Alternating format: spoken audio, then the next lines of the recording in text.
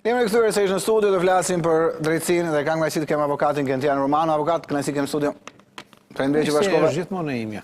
Gëzuar ditën e punëtorëve. Ta gëzojnë. Festën apo protestën, si do të jetë. Ta gëzojnë ditën. Avokat, pak në kolegu Eni Ferrati ka informuar pak më parë që të hënën pritet kemi vendimin ose mos vendimin e kolegjeve të bashkuara të gjykatës së lartë. Periudha ishte okay, pra nuk është e zgjatur, jo, është periudhë po zgjateshin më shumë, akoma më mirë do ishte. Domethënë, pra është diçka që është mendoj që është diskutuar mjaftueshëm midis gjyqtarëve lidhur me vendimarrjen që duhet marrë gjykata. Shpresojmë që të jetë ajo vendimarrje që diskutuam në intervistën e emisionin e kaluar që kemi qenë së bashku. Pra do të më kohë është mjaftueshëm tani si funksionon? Ky vendim hyn me njëherë në fuqi, pra botohet vetë, pra si është procedura? Shikoj. Pra një gjykatë për ta kur e merr do botohet. Okej, botohet vetë zyrtare? Po. Dhe do botohet. Pastaj gjykata si funksionon? Është detyrues normalisht një vendim njësues i gjykatës. Është barabartë me ligj. Është interpretim më i zgjeruar i ligjit dhe është praktik gjyqësore që është detyruese për gjykatat më të ulta. Pra është detyruese, nuk është në vullnet të gjykatës. Por çfarë do të thotë kjo? Se e prekëm edhe në emisionin. Pra prandaj me që jemi më afër tani ti rikujtojmë edhe një herë. E prekëm. Që do të thotë që gjykatat më të ulta, në momentin që do të paraqitet një kërkesë për caktimin e masës sigurimit nga ana e prokurorisë, jo se nuk e kanë patur. E kanë patur detyrimin, mund ta bënin, e kanë bërë kur kanë dashur, se kanë bërë kur s'kan dashur. Nuk është me dëshirë. Tashmë janë do të jetë më shumë detyruese, ka qenë edhe me vendimin e mëparshëm, po do të jetë më shumë detyruese. Ndjes avokat, pse kur thua ka qenë me vendimin e mëparshëm, pse nuk kanë bërë?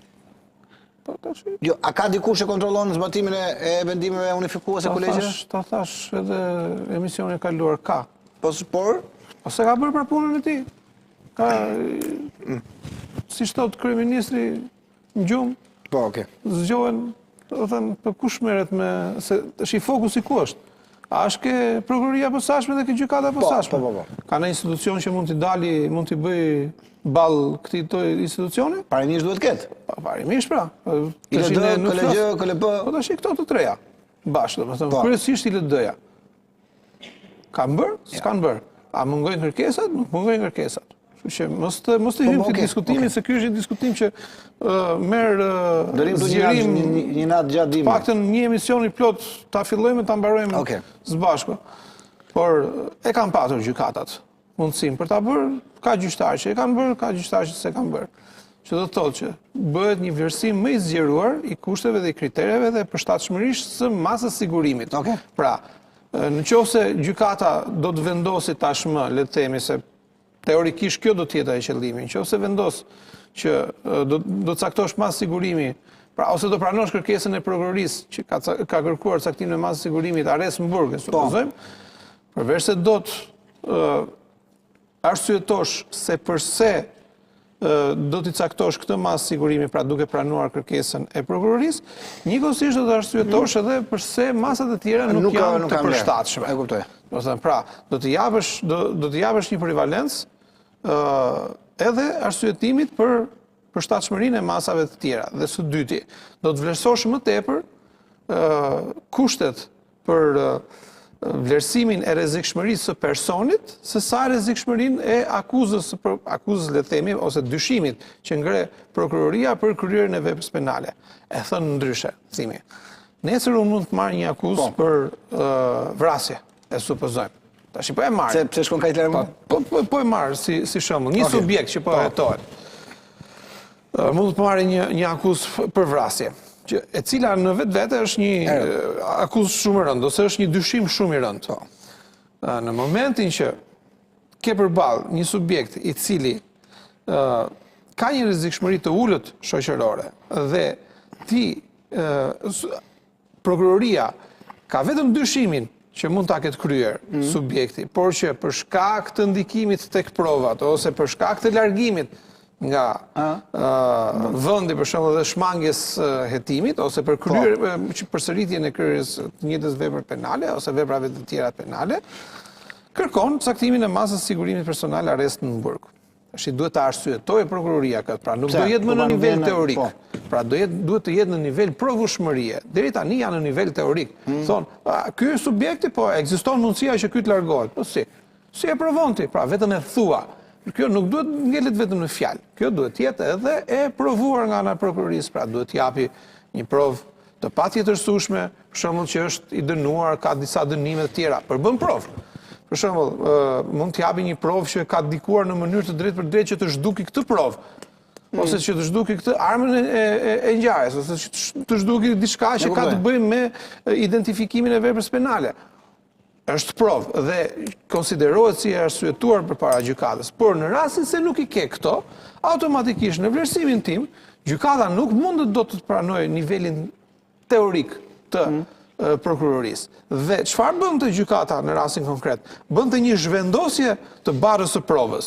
Pra, ndërkohë që në nivel teorik duhet të jetë mbrojtja, sepse mbrojtja nuk e ka mundësinë që të aksesojë tek provat, në nivelin teorik e mbante akuza.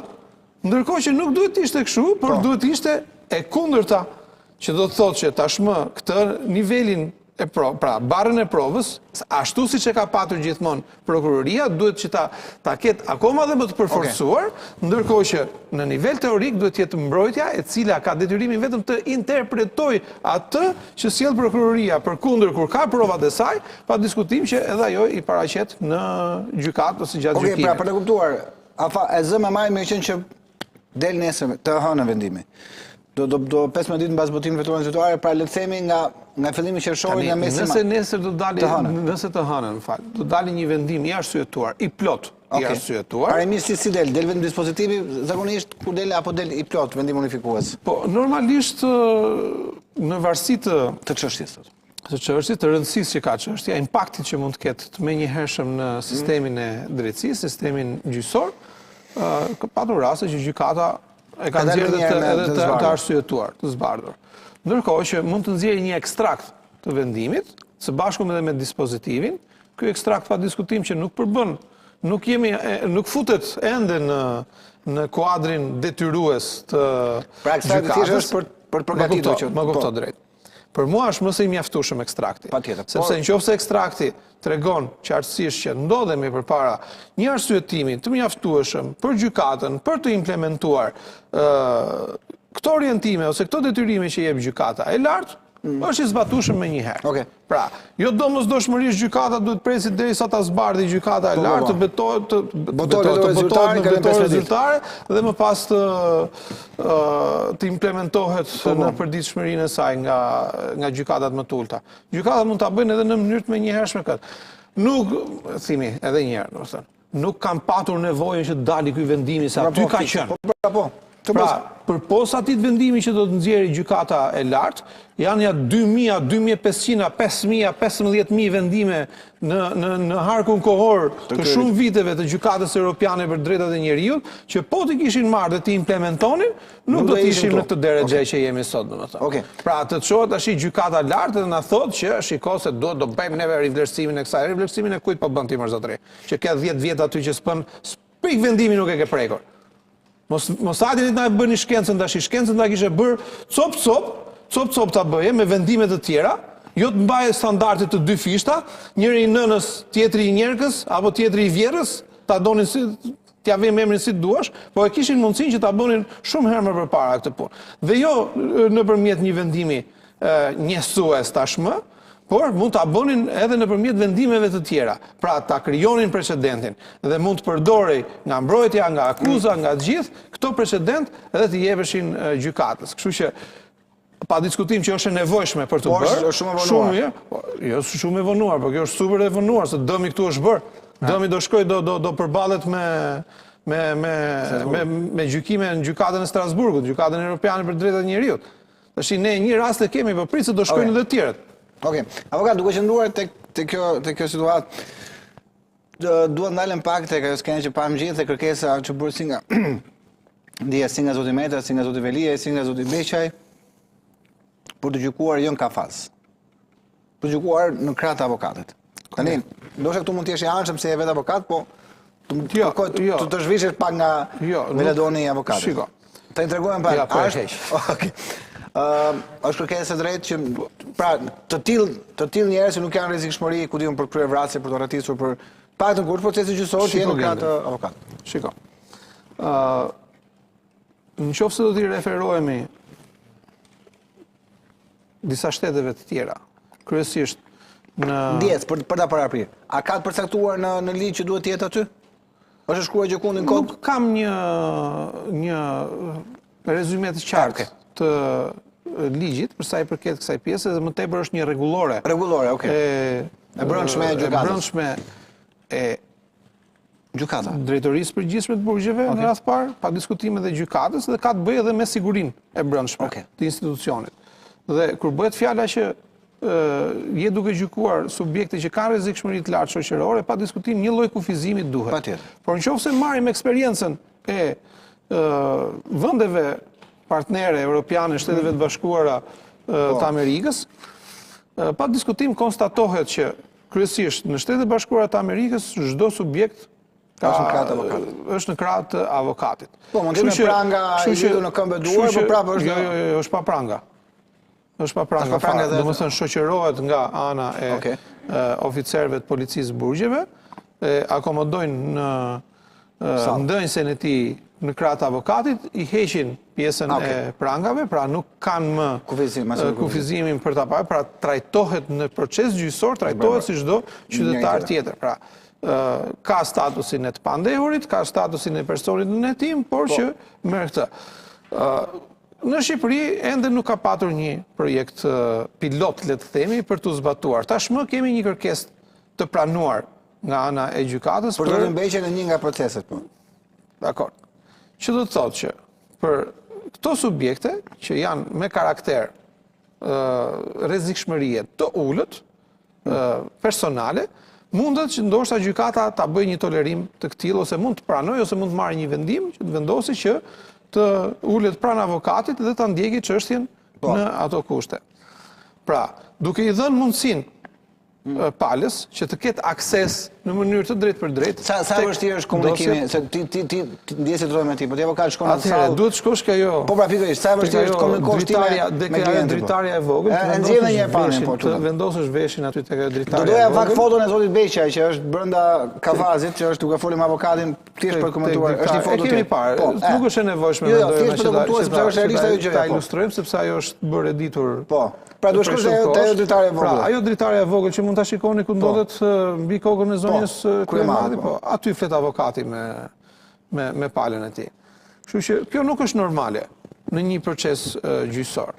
Dikur kanë pasur hekurat. Po. Domethënë, komunikimi është më i një gjyqtar paraqiti një kërkesë në gjykatë kushtetuese me sa mbaj mend dhe kjo është se si duhet ulet në mos gaboj, se ka kaluar pak kohë, mos gaboj ka qenë gjyqtari Florian Kalaja, ka bërë një proces për sa i përket heqjes së hekurave dhe të vendoseshin këto xhamat, ndoshta mund të jemi edhe i gabuar, por me sa mbaj mend, ai gjyqtar ka qenë dhe u pranua kërkesa për ironi, gjyqtarin Kalaja kem pas pak. Da pyes. Çakuj që dem. Koçi është shumë bukur. Ai kam ndoshta nga gjyqtarët e vetëm që shkruan artikull për drejtësinë dhe është njerëz kështu që e vlerësoj këtë dhe prandaj edhe ne e vlerësojmë. Jo, realisht themi që ta zbusi pak më shumë penën ke vendimet që jep. Besoj mund të ndeshim me zotin. Edhe në këto kushte, po përsëri mundet që për subjekte të cilat nuk kanë një nivel të caktuar vlerësimi të rrezikshmërisë së lartë, pa diskutim që mund t'i bashkohen avokatit në tavolinën e punës ose në tavolinën ku qëndrojnë dhe përfaqësojnë çështjen. Kur ka çështje me shumë palë, ky është një problem akoma për të diskutuar, por mund të fillojë një projekt pilot i këtill nga ana e gjykatës, duke projekt pilotur në them thonë se kjo nuk mund të bëhet me projekt, domethënë që të pranohen kërkesat dhe palën ta kesh në krah gjatë gjykimit. Është më e thjeshtë edhe për palën, është më e thjeshtë edhe për avokatin, konsultimi është më eficient, më i mbështetur në mbrojtjen efektive, kështu që unë mendoj që është diçka e mirë nëse fillon të implementohet. Okej, por duke shkuar tek masa e sigurisë. Po nuk e vlerësojmë neve këta, e vlerësojnë gjyqtarët. Patjetër, gjyqtarët. Ne opinionin japim. Ne kemi të drejtën të bëjmë një opinion këtu tek ky thimi, edhe të bëjmë edhe një kërkesë drejtuar gjykatës. Në fund fare është çekiçi ai që vendos. Patjetër, çekiçin e kem pas pak në studio. Ndërkohë, duke ndalur një tek ndryshimi i masave, afekton vendimi i gjykatës menjëherë Metën, Veliajin, Beqajin? Ja. E po thua jo? Ja. Nuk i afekton në mënyrë të menjëhershme, sepse ajo ka mendimin që do të presim një herë të shikojmë se çfarë ka vendosur gjykata. Kolegji bashkëpunëtor. Do të lexojmë arsyetimin. Kjo është kryesorja. Së dyti, është e rëndësishme që nëse kanë bërë një vlerësim vetëm për caktimin e masës sigurimit, apo mund të ketë një vlerësim edhe për zëvendësimin e masës. Pra, këto kushte dhe kritere, a mundet dhe a duhet që të vlerësohen edhe gjatë fazës së zëvendësimit të masës sigurimit personal. Sepse këtu ka një ndryshim të vogël, që ligji e bën me detyrim gjykatën që duhet të vlerësojë gjatë zëvendësimit të masës sigurimit, duhet të vlerësojë a janë zbutur nevojat e masës sigurimit ndryshe nga ajo që është caktuar me vendimin e parë për caktimin e masës sigurimit personal. Pra ka një dinamik pak më të ndryshme se sa caktimi i masës sigurimit personal. Që mbetet për të parë. Po patjetër domethënë duhet ta shikojmë se si do të jetë. Unë jam gjithmonë në mendimin që ka qenë. Ka qenë, po thjesht. Nëse e përmirësojnë më shumë është akoma më mirë. Avokat, shumë faleminderit. Faleminderit edhe juve. Kisha duroj një fundjavë sa më të parë. Mendoj që pjesa tjetër e emisionit do jetë akoma dhe më e bukur. E besoj unë këtë gjë. Ja, po gjithsesi ti ke meritën tënde, po dyshim e ftuarit e tjerë kanë meritën e tyre. Faleminderit shumë. Patjetër. Shumë të bëj shkurtër publicitare i kthehemi sërish.